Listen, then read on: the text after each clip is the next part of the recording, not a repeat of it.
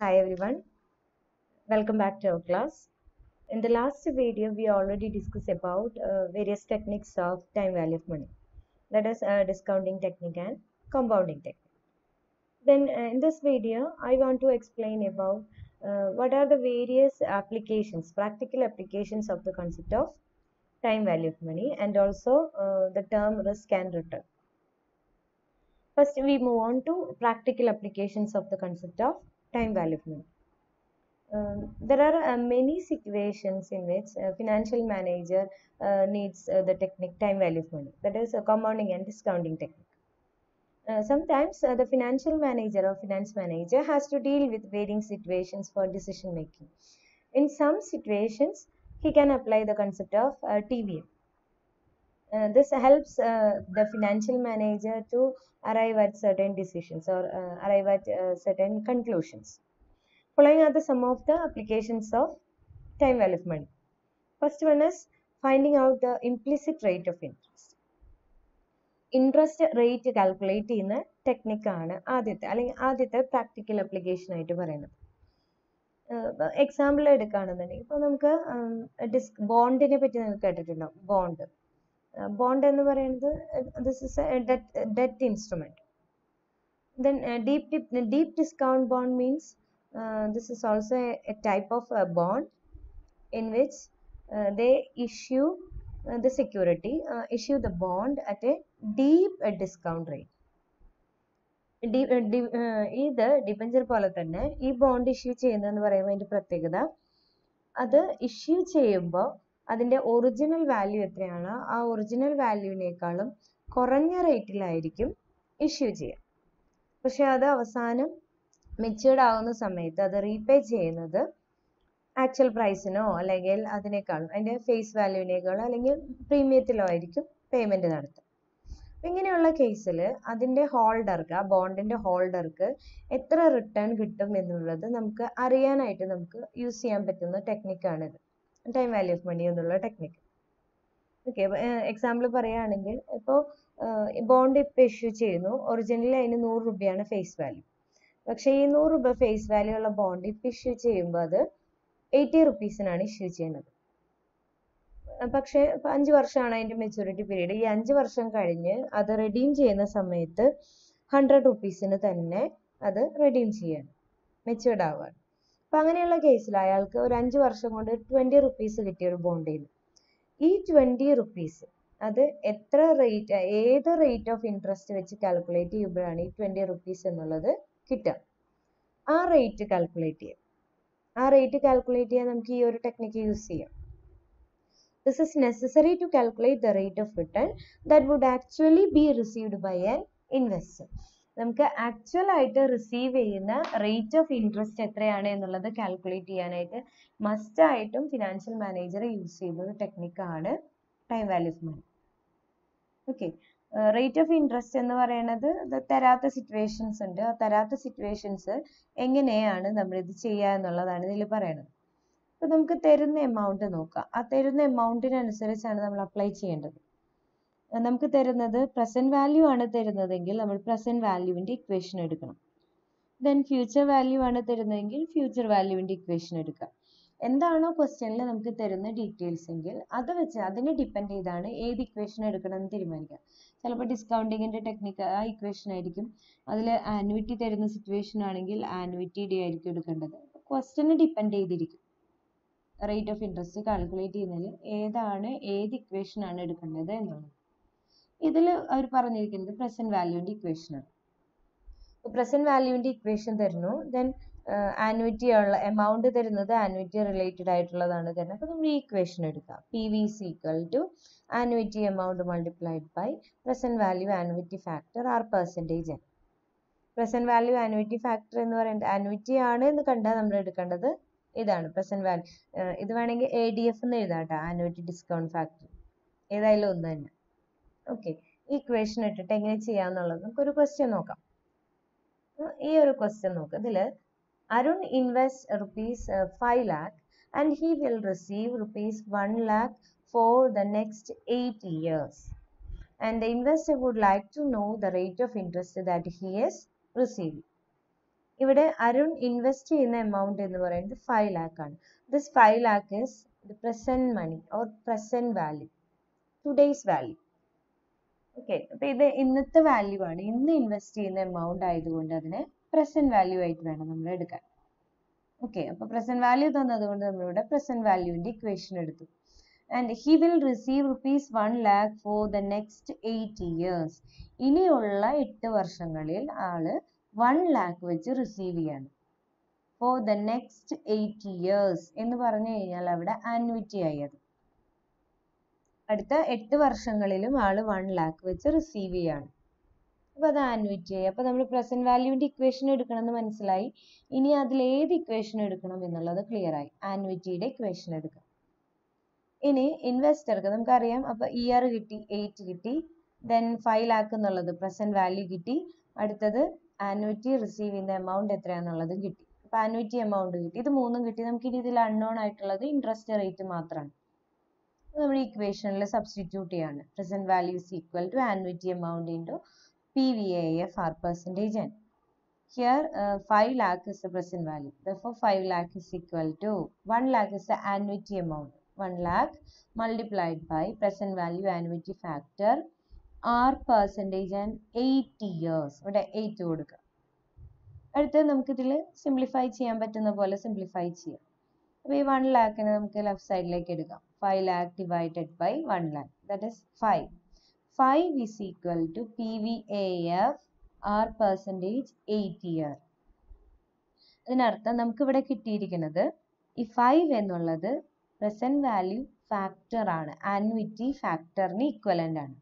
Present value annuity ഫാക്ടറിന് equivalent ആയിട്ട് നമുക്ക് കിട്ടിയിരിക്കുന്ന എമൗണ്ട് ആണ് 5 എന്നുള്ളത്.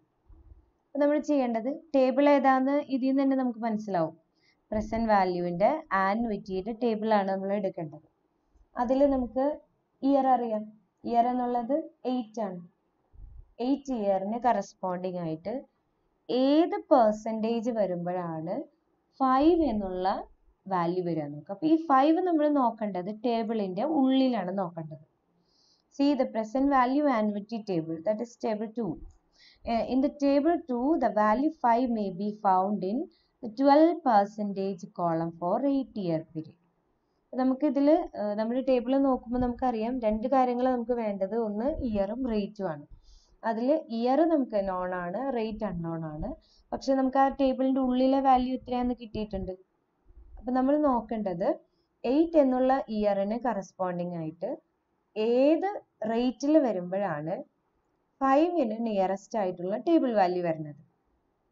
അപ്പൊ ടേബിളിന്റെ ഉള്ളിൽ നോക്കി, ആ ടേബിളിന്റെ ഉള്ളിൽ നോക്കിയപ്പോൾ 8 എന്നുള്ള ഇയറിന് നേരെ, അപ്പോൾ ഹൊറിസോണ്ടൽ 8 എന്നുള്ളത് ഫസ്റ്റത്തെ കോളത്തിൽ എടുക്കുക. അപ്പൊ ആ 8 എന്നുള്ളതിന് നേരെ ഇങ്ങനെ വാല്യൂസ് നോക്കുക. അപ്പൊ ഏത് വാല്യൂ എത്തുമ്പോഴാണ് 5ന് നിയറസ്റ്റ് ആയിട്ട് വരണേന്ന് നോക്കുക. അങ്ങനെ നോക്കുമ്പോൾ നമുക്ക് ഏകദേശം അപ്രോക്സിമേറ്റ് ആയിട്ടാണ് ഇവിടെ പറഞ്ഞിരിക്കുന്നത് 12%. അപ്പൊ ഇതിലെ ടേബിളിലെ വാല്യൂ 4.968 ആണ്.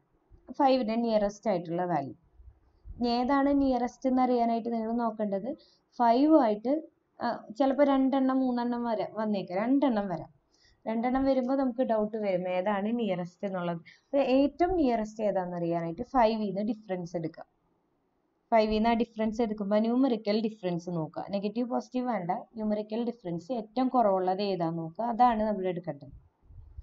12% ആണ് ഇവിടെ. 12%ന് കറസ്പോണ്ടിങ് ആയിട്ടുള്ള വാല്യൂ. അപ്പൊ നമ്മൾ അതിൽ നിന്ന് കൺക്ലൂഡ് ചെയ്യാണ് ഇവിടെ ഇയാൾക്ക് കിട്ടുന്ന, അരുണിന് കിട്ടുന്ന റേറ്റ് ഓഫ് ഇൻട്രസ്റ്റ് എന്ന് പറയുന്നത് 12% ആണ്. Okay, clear. ദെൻ അടുത്തത്, അപ്പോൾ ഫസ്റ്റ് പ്രാക്ടിക്കൽ ആപ്ലിക്കേഷൻ കഴിഞ്ഞു. ഇൻട്രസ്റ്റ് റേറ്റ് കാണുന്ന കേസാണ്, ഇംപ്ലിസിറ്റ് റേറ്റ് കാണുന്ന കേസ്. ദെൻ അടുത്ത പ്രാക്ടിക്കൽ ആപ്ലിക്കേഷൻ. ഇത് നേരത്തെ പറഞ്ഞതിൽ തന്നെ അവിടെ റേറ്റ് ആണ് അൺനോൺ ആയിരുന്നതെങ്കിൽ ഇവിടെ പീരീഡ് ആണ് അൺനോൺ.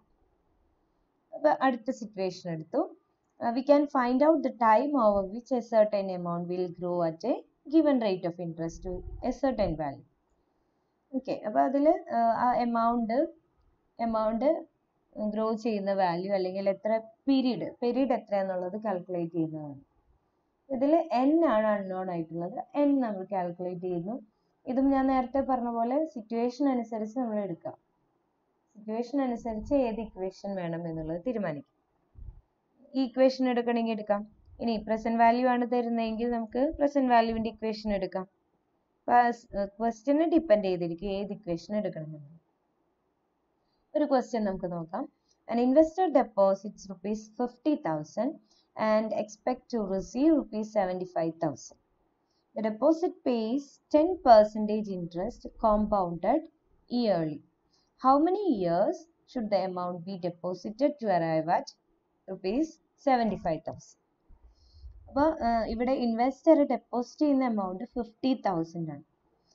എന്നിട്ട് ആൾ എക്സ്പെക്ട് ചെയ്യുന്നത് 75,000 ആൾ ഈ 50,000 ഇൻവെസ്റ്റ് ചെയ്തിട്ട് അതിൽ നിന്ന് റിസീവ് ചെയ്യും ഫ്യൂച്ചറിൽ ഒരു പീരീഡിൽ. നമുക്കറിയാം ഇന്ന് ഇൻവെസ്റ്റ് ചെയ്യുന്ന എമൗണ്ട് 50,000. ഒരൊറ്റ എമൗണ്ട് ആണ് ഇവിടെ ഇൻവെസ്റ്റ് ചെയ്യുന്നത്. അപ്പോൾ അത് സിംഗിൾ സം വരുന്ന കേസാണ്. ടെക്നിക്കാലോജിക്ക് ഏത് ഇക്വേഷൻ എടുക്കണം നമുക്കറിയാം. ഇപ്പോൾ സിംഗിൾ സം ആണ് വരുന്നത്.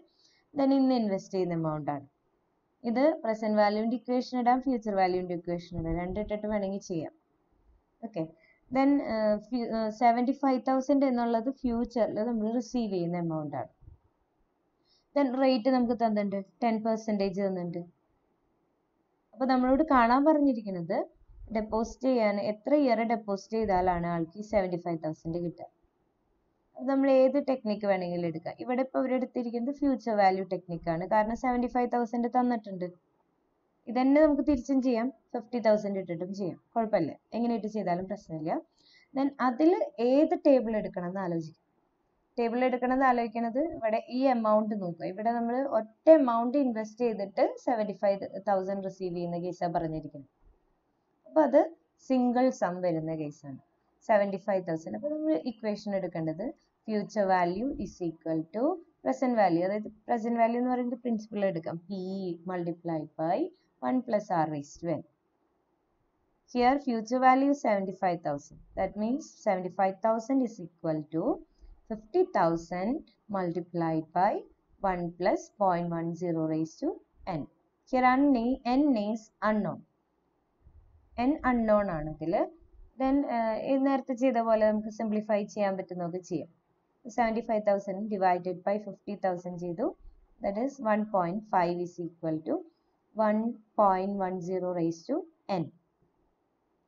ഇത് നമുക്ക് വേണമെങ്കിൽ n എന്നുള്ളത് ലോഗ് ഇട്ടിട്ട് അങ്ങനെ ചെയ്യാം. അതിനേക്കാളും നമുക്ക് എളുപ്പം ടേബിൾ വെച്ച് ചെയ്യാവുന്നതാണ്.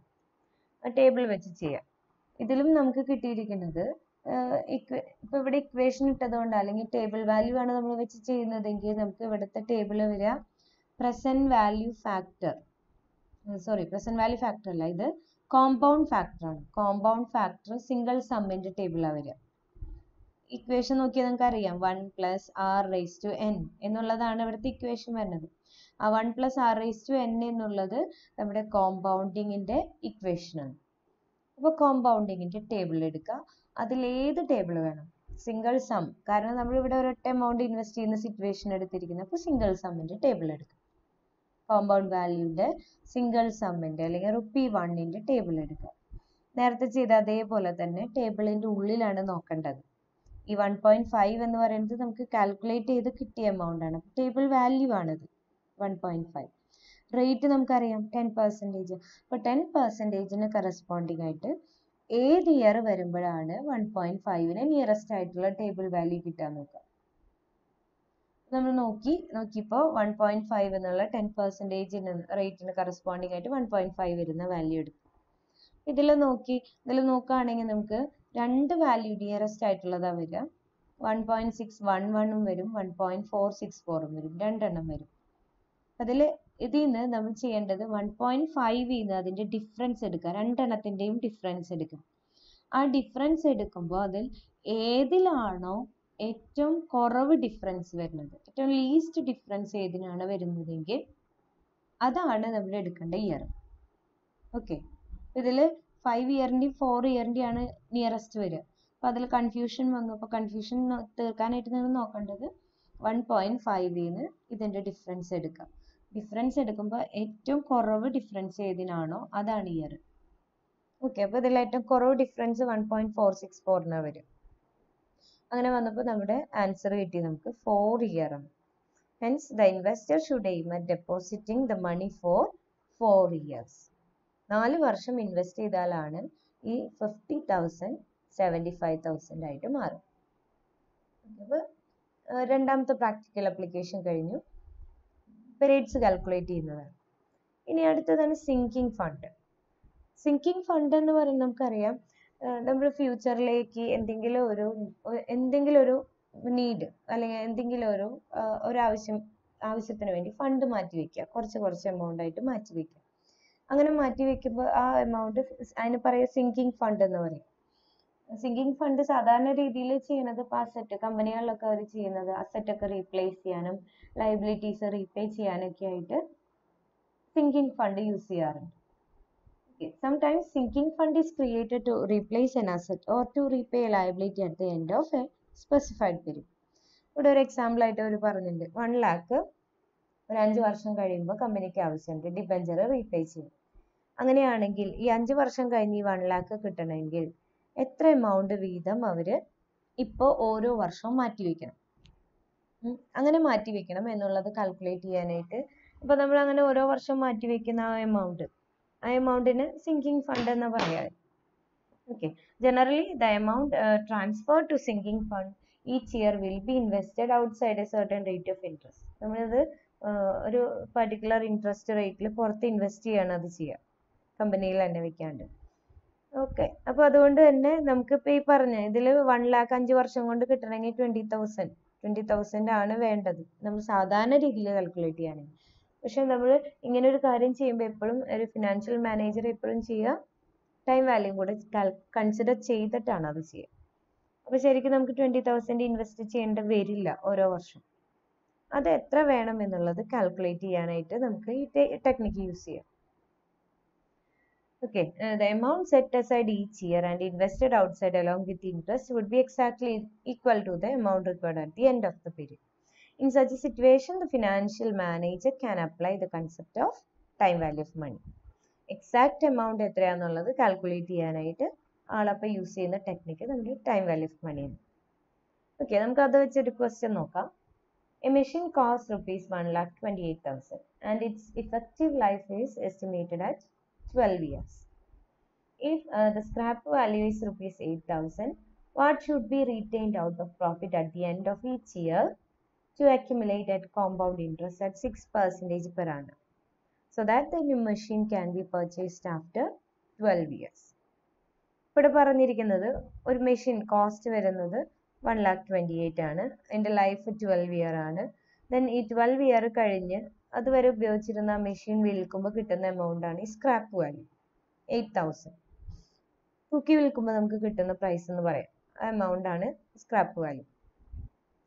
ദെൻ ഈ എമൗണ്ട്, അതായത് ഈ 1,28,000 12 വർഷം കഴിഞ്ഞ് കിട്ടണമെങ്കിൽ എത്ര എമൗണ്ട് വെച്ച്, ഇപ്പം എന്തായാലും 12 വർഷം കഴിഞ്ഞ് ആ മെഷീനറി അവർക്ക് മാറ്റുമ്പോൾ ഇത്ര എമൗണ്ട് എങ്കിലും എന്തായാലും ആവശ്യം വരും. ചിലപ്പോൾ ഇത്ര എമൗണ്ടിന് തന്നെ മെഷീനറി കിട്ടണമെന്നില്ല, പക്ഷെ മിനിമം അവർ ഇത്ര എമൗണ്ട് എങ്കിലും അതിനു വേണ്ടി മാറ്റി വെക്കാൻ. അപ്പോൾ ഓരോ വർഷവും എത്ര വീതം ഈ 1,28,000 ആവാനായിട്ട് മാറ്റണം എന്നുള്ളത് കാൽക്കുലേറ്റ് ചെയ്യാനാണ് നമ്മളോട് ചോദിച്ചിരിക്കുന്നത്. ഇവിടെ നമുക്ക് റേറ്റ് തന്നിട്ടുണ്ട്, ഇയർ തന്നിട്ടുണ്ട്, ദെൻ എമൗണ്ട് ആണ് നമ്മളിവിടെ കാണേണ്ടത്. ഇവിടെ ഓരോ വർഷവും നമ്മൾ മാറ്റി വെക്കുക എന്ന് പറയുമ്പോൾ അത് ആനുവിറ്റി ആണ് എന്നുള്ള കൺസെപ്റ്റിൽ വേണം എടുക്കാൻ. ഓരോ വർഷവും മാറ്റി വെക്കുക, അത് ഓരോ ഇയറിലും ഡിഫറെൻ്റ് ആയിട്ടുള്ള എമൗണ്ട് മാറ്റി വെക്കുക എന്ന് പറയുമ്പോൾ നമുക്ക് കാൽക്കുലേഷൻ എളുപ്പമാവില്ല. അപ്പം അത് ഈക്വൽ ആണ് എന്നുള്ള രീതിയിൽ വേണം അസ്യൂം ചെയ്യാൻ. ഓക്കെ, അപ്പോൾ ഈക്വൽ ആയിട്ടുള്ള രീതിയിൽ അസ്യൂം ചെയ്യണം. പിന്നെ ഒരു കാര്യം ശ്രദ്ധിക്കേണ്ടത്, ഇപ്പോൾ ഈ 1,28,000 12 വർഷം കഴിഞ്ഞ് ആ മെഷീനറി വിൽക്കുമ്പോൾ നമുക്കൊരു 8,000 രൂപ അപ്പോഴേ തന്നെ കിട്ടി, സ്ക്രാപ്പ് വാല്യൂ ആയിട്ട് കിട്ടി. മൊത്തം 1,28,000 ഓൾറെഡി 8,000 കിട്ടിക്കഴിഞ്ഞു. പിന്നെ നമ്മൾ ആ 8,000 കാര്യം നോക്കണ്ട, അപ്പം അത് കഴിച്ച് ബാക്കിയുള്ള എമൗണ്ട് എത്രയാണെന്നുള്ളത് മാത്രം നോക്കിയാൽ മതി. ഇങ്ങനെയുള്ള സിറ്റുവേഷനിൽ സ്ക്രാപ്പ് വാല്യൂ തന്നിട്ടുണ്ടെങ്കിൽ നമ്മൾ ആദ്യം ചെയ്യേണ്ടത് കോസ്റ്റ് ഓഫ് ദ മെഷീനിൽ നിന്ന് ആ 8,000 നമ്മുടെ സ്ക്രാപ്പ് വാല്യൂ മൈനസ് ചെയ്യുക എന്നുള്ളതാണ് ആദ്യം ചെയ്യേണ്ടത്. ഓക്കെ, കാരണം ഇതാണ് 1,28,000 നമുക്ക് 8,000 ഓൾറെഡി സ്ക്രാപ്പ് വാല്യൂ ആയിട്ട് കിട്ടും. പിന്നെ നമ്മൾ അത് ബാക്കിയുള്ള എമൗണ്ടിലേക്ക് എത്ര വേണം എന്നുള്ളത് നോക്കിയാൽ മതി. അതുകൊണ്ടാണ് അതിവിടെ മൈനസ് ചെയ്യുന്നത് കേട്ടോ. 1,28,000 minus 8,000 ചെയ്തു. Then cost of the machine will be ₹1,20,000. ഇനി ഏത് ഇക്വേഷൻ ഇടണം എന്നുള്ളത്. ഇവിടെ ഇക്വേഷൻ നമുക്ക് വേണ്ടത് ഫ്യൂച്ചറിൽ നമ്മൾ ഓരോ വർഷവും മാറ്റി വെക്കേണ്ട എമൗണ്ട് ആണ്. ഓക്കെ, അപ്പോൾ ഫ്യൂച്ചറിൽ നമുക്ക് വേണ്ട ആ എമൗണ്ട് എത്രയാണെന്നുള്ളതാണ് ഈ 1 lakh. അതായത് ഫ്യൂച്ചർ 12 വർഷം കഴിഞ്ഞ് നമ്മുടെ കയ്യിൽ വേണ്ട എമൗണ്ട് ആണ് നേരത്തെ ഈ കാൽക്കുലേറ്റ് ചെയ്ത് വെച്ചേക്കണം 1,20,000. അപ്പോൾ നമ്മൾ അതിൽ ഏത് ഇക്വേഷൻ ഇടണം എന്ന് മനസ്സിലായി. 12 വർഷം കഴിയുമ്പോൾ നമുക്ക് ഒരു 1,20,000 വേണം. അത് ഫ്യൂച്ചർ വാല്യൂ ആണ്. അപ്പോൾ ഫ്യൂച്ചർ വാല്യൂ ആയതുകൊണ്ട് ഫ്യൂച്ചർ വാല്യൂ ടെക്നിക്ക് എടുക്കുക. ഇനി ഓരോ വർഷം എത്ര എമൗണ്ട് മാറ്റി വെക്കണം, അത് ഞാൻ നേരത്തെ പറഞ്ഞു. ഓരോ വർഷം ഡിഫറെൻറ്റ് എമൗണ്ട് മാറ്റി വെക്കുക എന്ന് പറയുമ്പോൾ നമുക്ക് കാൽക്കുലേഷൻ ബുദ്ധിമുട്ടാണ്. അതുകൊണ്ട് നമ്മൾ ആനുവിറ്റി വേണം എന്നുള്ള രീതിയിൽ എടുക്കുക. ഓക്കെ, അപ്പോൾ നമ്മുടെ ഇക്വേഷൻ കിട്ടി, ഫ്യൂച്ചർ വാല്യൂവിൻ്റെ ആനുവിറ്റിയുടെ ഇക്വേഷൻ. ഇങ്ങനെ ആലോചിച്ച് വേണം ഇക്വേഷൻ എടുക്കാൻ. Okay, future value is equal to annuity amount into CVAF. ഇവിടെ കോമ്പൗണ്ട് വാല്യൂ ആനുവിറ്റി ഫാക്ടർ ഇത്രയേ ഉള്ളൂ. കോമ്പൗണ്ട് വാല്യൂ ഫ്യൂച്ചർ വാല്യൂവിൻ്റെ ടേബിൾ അത്രേ ഉദ്ദേശിക്കുന്നുള്ളൂ, ആനുവിറ്റിയുടെ table.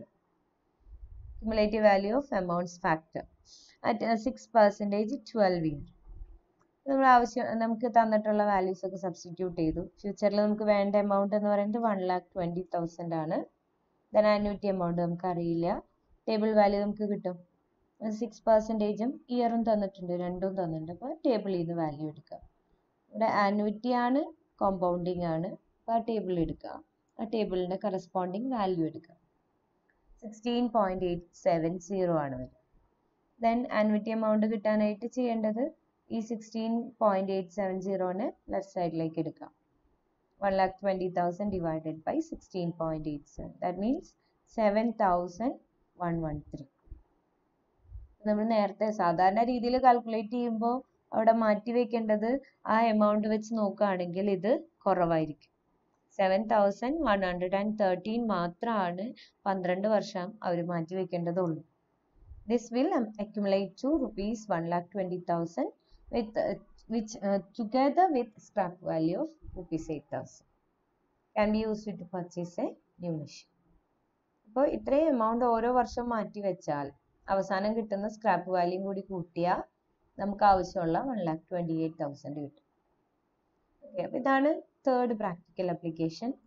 Then fourth one, amortization. Loan അമോർട്ടൈസേഷനിൽ അമോർട്ടൈസേഷൻ എന്നുള്ളത് നമ്മൾ ഓൾറെഡി മുൻപത്തെ ചാപ്റ്ററിൽ പഠിച്ചതാണ്. അമോർട്ടൈസേഷൻ എന്ന് പറയുമ്പോൾ ലോണിൻ്റെ റീപേയ്മെൻറ്റ്, ആ റീപേയ്മെൻറ്റ് വരുന്ന കേസാണ്. The concept of time value of money helps to find out the annual amount of instalment that a person is required to pay and to redeem his amount of loan with interest. The installment amount can be found out from the following formula. So, installment amount എത്രയാണെന്ന് ആദ്യം calculate ചെയ്യണം. Okay, instalment amount calculate ചെയ്യുക, എന്നിട്ട് നമുക്ക് amortisation ഷെഡ്യൂളും കൂടെ prepare ചെയ്യും. Instalment amount calculate ചെയ്യാനായിട്ട് ചെയ്യേണ്ടത് ഇക്വേഷൻ നോക്കാം, ഏതാണ് ഇക്വേഷൻ എന്നുള്ളത്. അപ്പോൾ നമ്മൾ ഇപ്പോൾ ലോൺ എടുക്കുന്ന എമൗണ്ട്, അപ്പോൾ നമുക്ക് ലോൺ എടുക്കുന്ന എമൗണ്ട് നമ്മുടെ കയ്യിൽ കിട്ടുകയാണ്, ഇപ്പോൾ കിട്ടുകയാണ്. അപ്പോൾ അത് പ്രസൻറ്റ് വാല്യൂ ആണ് വരും. ദെൻ ഫ്യൂച്ചറിൽ നമ്മളത് ഈക്വൽ ഇൻസ്റ്റാൾമെൻ്റ് ആയിട്ടാണ് തിരിച്ചടയ്ക്കുന്നത്. അപ്പോൾ അത് ഈക്വൽ ഇൻസ്റ്റാൾമെൻ്റ് ആയതുകൊണ്ട് നമുക്ക് അതിന് ആനുവിറ്റി ആയിട്ട് എടുക്കാം. നമ്മുടെ ഇക്വേഷൻ കിട്ടി, പ്രസൻറ്റ് വാല്യൂവിൻ്റെ ആനുവിറ്റിയുടെ ഇക്വേഷനാണ് എടുക്കേണ്ടത്. കാരണം ലോൺ എമൗണ്ട് നമ്മൾ ഇപ്പോൾ റിസീവ് ചെയ്യും, അപ്പോൾ ഇപ്പോൾ റിസീവ് ചെയ്യുന്ന എമൗണ്ട് ആയതുകൊണ്ട് പ്രസൻറ്റ് വാല്യൂ. ദെൻ റീപേയ്മെൻറ്റ് നടക്കുന്നത് ഈക്വൽ ഇൻസ്റ്റാൾമെൻ്റ് ആയിട്ടാണ്, അതുകൊണ്ട് ആനുവിറ്റി എടുത്തു. ഇക്വേഷൻ എഴുതി, present value is equal to annuity amount into present value annuity factor 6%. Okay, അപ്പോൾ ഇവിടെ നോക്കാം. ആദ്യം തന്നെ ഇൻസ്റ്റാൾമെൻറ്റ് എമൗണ്ട് കാണുന്ന കേസാണ് ഇവിടെ വരിക. ഇതിൽ A firm boroughs rupees 5 lakh to be repaid after 5 years at 12% per annum. Find out the annual installment amount. Instalment amount എന്ന് പറഞ്ഞാൽ ആനുവിറ്റി ആണ്, അത് മറക്കരുത്. ഓക്കെ, ഇവിടെ ഫേം ബോറോ ചെയ്യുന്നത് ഇപ്പോൾ ബോറോ ചെയ്യുന്ന എമൗണ്ട് ആണ്, അപ്പോൾ അത് പ്രസൻറ്റ് വാല്യൂ. ദെൻ ഇയർ തന്നു, റേറ്റ് തന്നു, ആനുവിറ്റി എമൗണ്ട് കാണണം. ഇക്വേഷനിലിട്ട് 5 lakh is equal to annuity amount multiplied by ടേബിളിൽ നിന്ന് റേറ്റും ഇയറും വെച്ച് കറസ്പോണ്ടിങ് ഫാക്ടർ എടുക്കാം.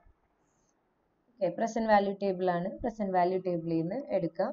അപ്പോൾ നമുക്ക് കിട്ടി table value 3.605. Then annuity amount കാണാം, annuity amount എന്ന് പറയുമ്പോൾ 5 lakh divided by 3.605 ചെയ്താൽ കിട്ടും. ആൻസർ 1,38,696 ആണ്. ഈ 1,38,696 എന്ന് പറയുന്നത് പ്രിൻസിപ്പളിലേക്കുള്ള റീപേയ്മെൻറ്റും പ്ലസ് നമ്മുടെ ഇൻട്രസ്റ്റ് എമൗണ്ടും കൂടിയതാണ്. ഇത് ഇൻസ്റ്റാൾമെൻറ്റ് എമൗണ്ട്. ദെൻ അടുത്തത് നമ്മൾ ചെയ്യേണ്ടത് ഈ ഇൻസ്റ്റാൾമെൻറ്റ് എമൗണ്ട് വെച്ച് എമൗർട്ടൈസേഷൻ ഷെഡ്യൂൾ പ്രിപ്പയർ ചെയ്യേണ്ടത്. അതെങ്ങനെയാണ് പ്രിപ്പയർ ചെയ്യേണ്ടത് എന്നുള്ളത് ഞാൻ ഓൾറെഡി നിങ്ങൾക്ക് വീഡിയോ തന്നിരുന്നു. അപ്പോൾ ആ എമൗർട്ടൈസേഷൻ ഷെഡ്യൂൾ പ്രിപ്പയർ ചെയ്യാൻ ക്വസ്റ്റ്യൻസ് നമ്മൾ ഓൾറെഡി ചെയ്തതാണ്. ഓക്കെ, ക്ലിയർ ആയെന്ന് ഞാൻ വിചാരിക്കുന്നു. ഇനി അടുത്ത പ്രാക്ടിക്കൽ ആപ്ലിക്കേഷൻ ഡെഫേർഡ് പേയ്മെൻറ്റ്സ്.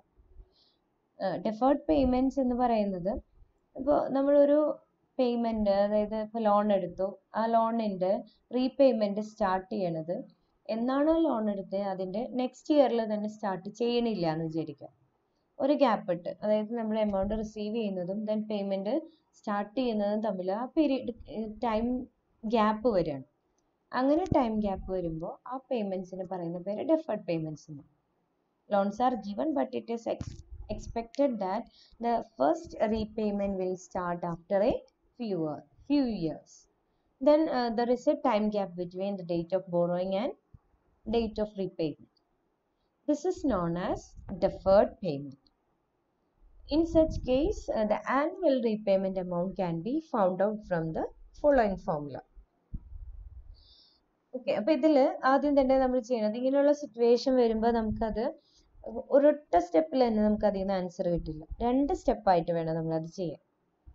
ആദ്യം തന്നെ ലോൺ എടുക്കുന്ന എമൗണ്ട്, ദെൻ ആ ഒരു പീരീഡിലെ കാൽക്കുലേഷൻ, അത് കഴിഞ്ഞ് എന്ന് മുതലാണ് നമ്മൾ റീപേയ്മെൻറ്റ് സ്റ്റാർട്ട് ചെയ്യണമെന്നുണ്ടെങ്കിൽ ആ റീപേയ്മെൻറ്റ് സ്റ്റാർട്ട് ചെയ്യുന്ന പീരീഡിലെ എമൗണ്ട് എത്രയായി എന്നുള്ളത് കാണണം. അങ്ങനെ 2 സ്റ്റേജിൽ വേണം അത് കാണാൻ. ഓക്കെ, ക്വസ്റ്റ്യൻ നോക്കാം നമുക്ക്. Mister Ajit takes a loan of ₹4 lakh at 10% interest, and he has to repay the loan which begins 3 years from now. What should be the annual payment if the amount of loan together with interest is to be paid in 6 equal installments? ഇതിൽ പറഞ്ഞിരിക്കുന്നത് 4 lakh ആണ് ആള് loan എടുത്തിരിക്കുന്നത്. Loan ഇപ്പോൾ എടുത്തു, 4 lakh ഇപ്പോൾ എടുത്തു, 10% ആണ് ഇൻട്രസ്റ്റ്. ഇനി ഇതിന്റെ റീപേയ്മെന്റ് സ്റ്റാർട്ട് ചെയ്യുന്നത് 3 വർഷങ്ങൾക്ക് ശേഷമാണ്. Begins 3 years from now. ഇന്ന് മുതൽ എടുക്കുകയാണെങ്കിൽ 3 വർഷങ്ങൾക്ക് ശേഷമാണ് അവരുടെ റീപേയ്മെന്റ് സ്റ്റാർട്ട് ചെയ്യുന്നത്. അപ്പോൾ ആദ്യം തന്നെ നമ്മൾ കാണേണ്ടത് എപ്പോഴാണ് നമ്മൾ റീപേയ്മെന്റ് സ്റ്റാർട്ട് ചെയ്യുക, ആ സ്റ്റാർട്ട് ചെയ്യുന്ന പീരീഡിൽ എത്രയാണ് നമ്മുടെ എമൗണ്ട് എന്നുള്ളത്. അതായത് നമ്മൾ ഈ ലോൺ എടുത്ത ഈ എമൗണ്ട് അതാ 3 വർഷവും 4 ലക്ഷം തന്നെയായിട്ട് തുടരില്ല. കാരണം നമുക്ക് അതിന് ഇൻട്രസ്റ്റ് അടയ്ക്കണം. ആ ഇൻട്രസ്റ്റ് ഒക്കെ കൂടുമ്പോൾ 4 lakh എന്നുള്ള എമൗണ്ട് മാറി പ്ലസ് അതിൻ്റെ കോമ്പൗണ്ട് ഇൻട്രസ്റ്റും കൂടിയൊക്കെ ചേർന്ന് ആ എമൗണ്ട് മാറ്റം വന്നിട്ടുണ്ട്. ആ എമൗണ്ട് ആദ്യം എത്രയാണെന്നുള്ളത് കാൽക്കുലേറ്റ് ചെയ്യലാണ് ഫസ്റ്റ് സ്റ്റേജ്. ഫസ്റ്റ് സ്റ്റേജിൽ നമ്മൾ ചെയ്യുന്നത് find out the total amount due at the end of 40. അപ്പോൾ ആ എമൗണ്ട് ആദ്യം കാൽക്കുലേറ്റ് ചെയ്യണം. 4 lakh multiplied by 1 plus r⁻n ചെയ്തു. അപ്പോൾ കോമ്പൗണ്ട് ചെയ്യാണ്. 4 lakh ഈ പറഞ്ഞ പീരീഡ് കൊണ്ട് എത്രയായി എന്നുള്ളത് കണ്ടു. അപ്പോൾ നമുക്ക് കിട്ടി 5,85,640 ആണ്. എന്നാണോ റീപേയ്മെന്റ് സ്റ്റാർട്ട് ചെയ്യണത് ആ സ്റ്റാർട്ട് ചെയ്യുന്ന പീരീഡിലെ എമൗണ്ട് ആണത്. ഇനി റീപേയ്മെന്റ് സ്റ്റാർട്ട് ചെയ്യുന്ന ആ ഒരു പീരീഡ്, അപ്പോൾ നമ്മുടെ ഫസ്റ്റ് സ്റ്റേജ് കഴിഞ്ഞു. ഇനി നമ്മൾ സെക്കൻഡ് സ്റ്റേജിലെത്തി. സെക്കൻഡ് സ്റ്റേജിലെത്തി എന്ന് പറയുമ്പോൾ അന്നത്തെ പീരീഡിലെ എമൗണ്ട് ആണിത്. അതുകൊണ്ട് നമ്മൾ അന്നത്തെ പീരീഡിലെ പ്രസന്റ് വാല്യൂ ആയിട്ട് അതിനെ എടുക്കണം. 5,85,640 എടുക്കണം. ഓക്കെ, അപ്പോൾ ഈ 5,640 എന്നുള്ളത് 6 വർഷം കൊണ്ട് അല്ലെങ്കിൽ 6 ഇയർ പീരീഡ് കൊണ്ടാണ് ആള് തിരിച്ചടയ്ക്കുന്നത്. ഈ 6 വർഷം കൊണ്ട് തിരിച്ചടയ്ക്കുന്ന എമൗണ്ട് എത്രയാണെന്നുള്ളത് കാണുകയാണ് ചെയ്യുന്നത്. ഇവിടുത്തെ അന്ന് നമ്മൾ കാൽക്കുലേറ്റ് ചെയ്യുന്നത് നമ്മൾ സെക്കൻഡ് സ്റ്റേജിൽ എത്തിക്കഴിയുമ്പോൾ അന്നത്തെ പ്രസന്റ് വാല്യൂ ആണ് 5,85,640. ദെൻ എത്ര എമൗണ്ട് വെച്ച് നമ്മൾ റീപേ ചെയ്യണം എന്നുള്ളതാണ് കാണേണ്ടത്. അപ്പോൾ ആനുവിറ്റിയാണ് അവിടെ വരിക. നമുക്ക് ഇക്വേഷൻ കിട്ടി. PV പ്രസന്റ് വാല്യൂവിൻ്റെ ഇക്വേഷൻ ആണ്. ദെൻ ആനുവിറ്റി ആണ് നമ്മൾ എടുക്കേണ്ട ഇക്വേഷൻ. പ്രസന്റ് വാല്യൂവിൻ്റെ ആനുവിറ്റിയുടെ ഇക്വേഷൻ എടുത്തു. That is 5,85,640 is equal to annuity amount into 6 ഇയറിന് corresponding ആയിട്ട് 10% വാല്യൂ. ടേബിളിൽ നിന്ന് വാല്യൂ എടുത്തു, ദെൻ annuity എമൗണ്ട് എത്രയാണെന്ന് കാൽക്കുലേറ്റ് ചെയ്തു. അപ്പോൾ നമുക്ക് കിട്ടിയത് 3 വർഷങ്ങൾ കഴിഞ്ഞതിന് ശേഷമാണ് ഒരു പേയ്മെന്റ് സ്റ്റാർട്ട് ചെയ്യണത്. അപ്പോൾ ആ പേയ്മെന്റ് സ്റ്റാർട്ട് ചെയ്യുന്ന ആ ഒരു പീരീഡ് മുതൽ 6 വർഷം കൊണ്ട് അവർ മൊത്തം എമൗണ്ട് പേ ചെയ്ത് തീർക്കുകയാണ്. അത് ഓരോ വർഷവും 1,34,475 വെച്ച് ചെയ്യുമ്പോഴാണ് ശരിയാവും. Okay, that's all about the practical applications. Then next we move on to the topic risk and return, the last topic of this chapter. Risk and return. The financial manager takes every decision on the basis of two terms, that is first one risk and second one return. He must consider the risk and return of every alternative. എന്തൊരു decision എടുക്കുകയാണെങ്കിലും അവർ റിസ്ക്കും റിട്ടേണും എന്നുള്ളൊരു ആ ഒരു concept നോക്കിയിട്ടാണ്. നമ്മൾ financial manager ആയാലും ഇപ്പോൾ പോട്ടെ, നമ്മളൊരു ഇൻവെസ്റ്റർ ആണെന്നുണ്ടെങ്കിൽ നമ്മളൊരു ഇൻവെസ്റ്റർ എന്നുള്ള രീതിയിൽ ചിന്തിക്കായാലും ഇൻവെസ്റ്റ് ചെയ്യുന്നതിന് മുൻപ് ഈ 2 കാര്യങ്ങൾ നമ്മൾ നോക്കണം. റിസ്ക് എന്ന് പറയുമ്പോൾ അൺസർട്ടനിറ്റിയാണ്. There is a risk involved in every decision. The degree of risk, however, may different from one decision to another.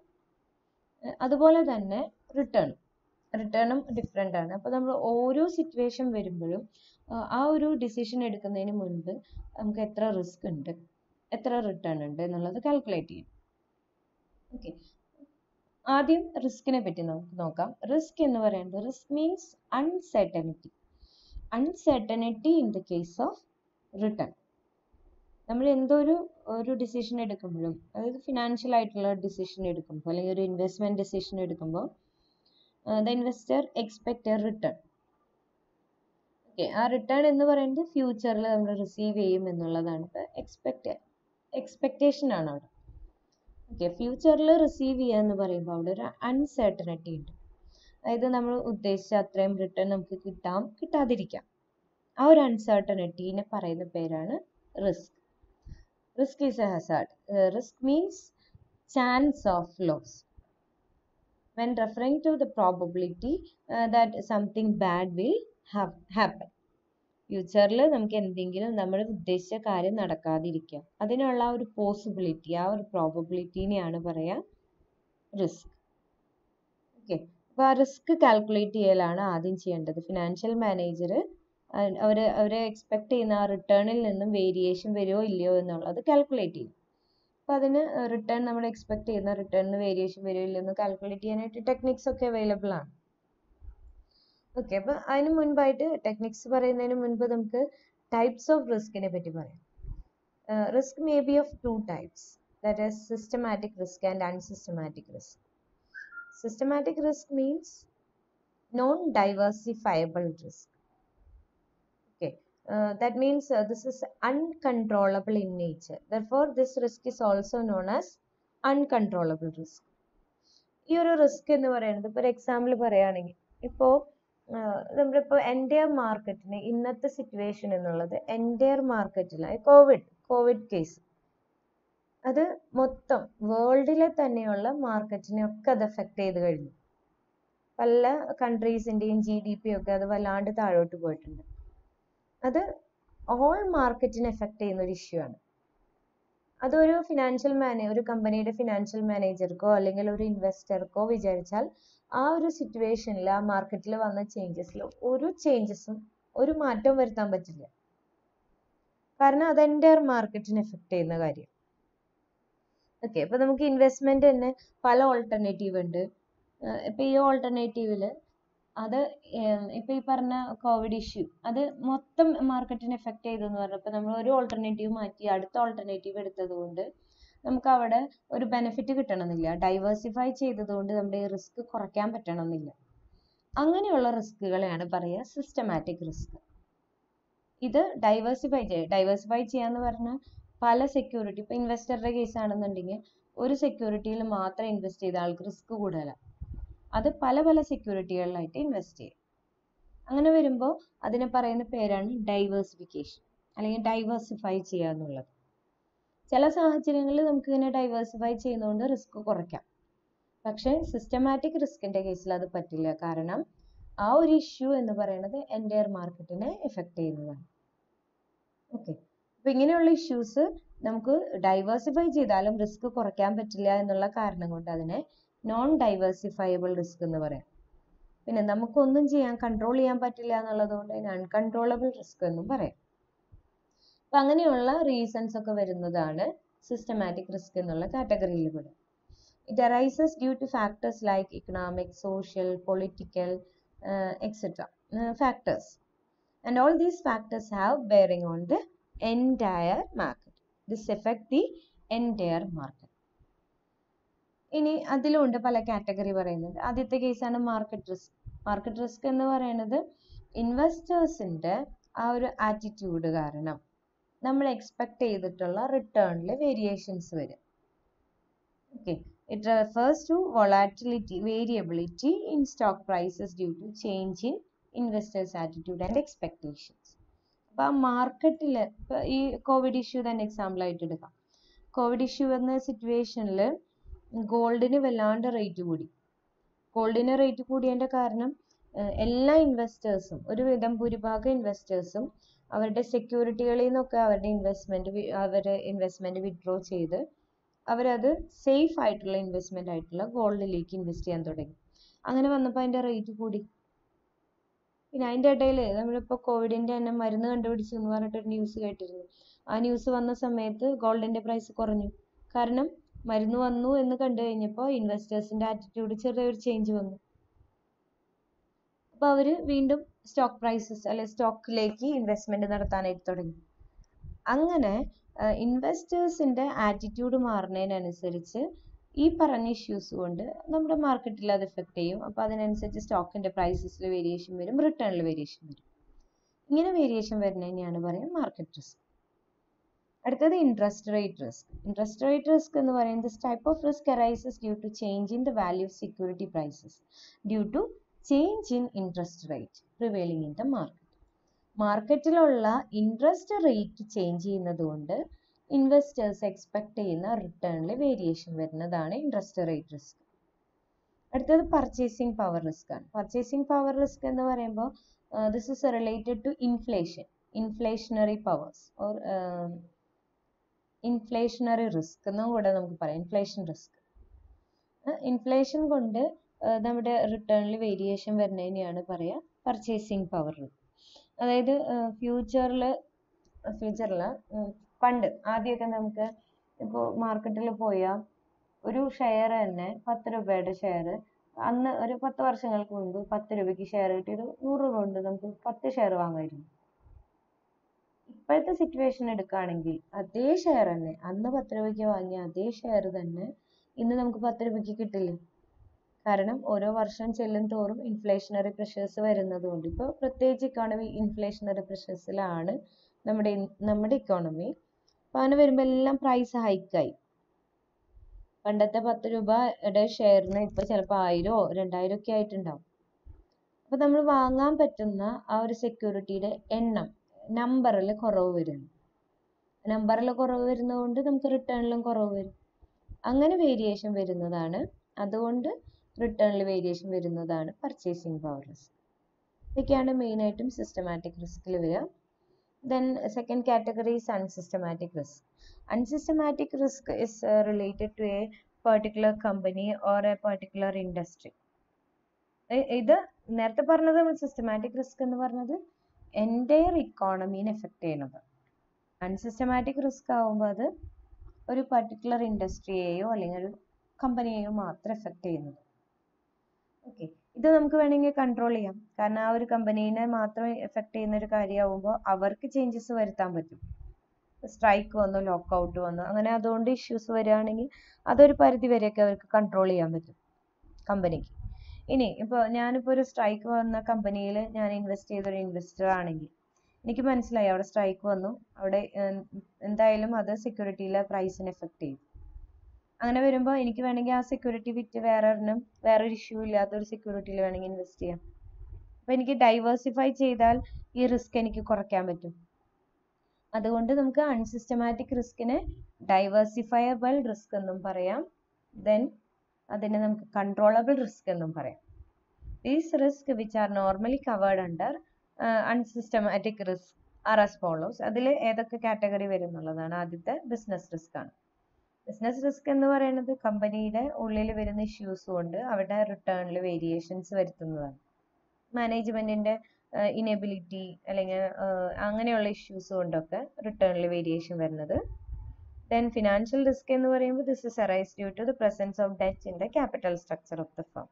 ഫേമിന്റെ capital സ്ട്രക്ചറിൽ ഡെറ്റ് ക്യാപിറ്റൽ കൂടുതലായിട്ട് വരുന്നത് കൊണ്ട് അപ്പോൾ ഇൻവെസ്റ്റേഴ്സ് പേടിക്കുക. അങ്ങനെ വരുമ്പോൾ ഇൻവെസ്റ്റേഴ്സ് സെക്യൂരിറ്റീസ് വിൽക്കാൻ തുടങ്ങും. അതുകൊണ്ട് വരുന്ന ഇഷ്യൂ ആണ് ഫിനാൻഷ്യൽ റിസ്കിൽ വരും. ഓക്കെ, അപ്പോൾ ഇത്രയും കാര്യങ്ങളാണ് റിസ്ക് രണ്ട് കാറ്റഗറി ആയിട്ട് നമുക്ക് പറഞ്ഞിരിക്കുന്നത്, സിസ്റ്റമാറ്റിക് എന്നും അൺസിസ്റ്റമാറ്റിക് എന്നും. ദെൻ അടുത്തത് റിസ്ക് എന്ന് പറയുന്നത് എല്ലാ ഇൻവെസ്റ്റേഴ്സിനും റിസ്ക് ഉണ്ട് എന്നുള്ളത് അറിയാം.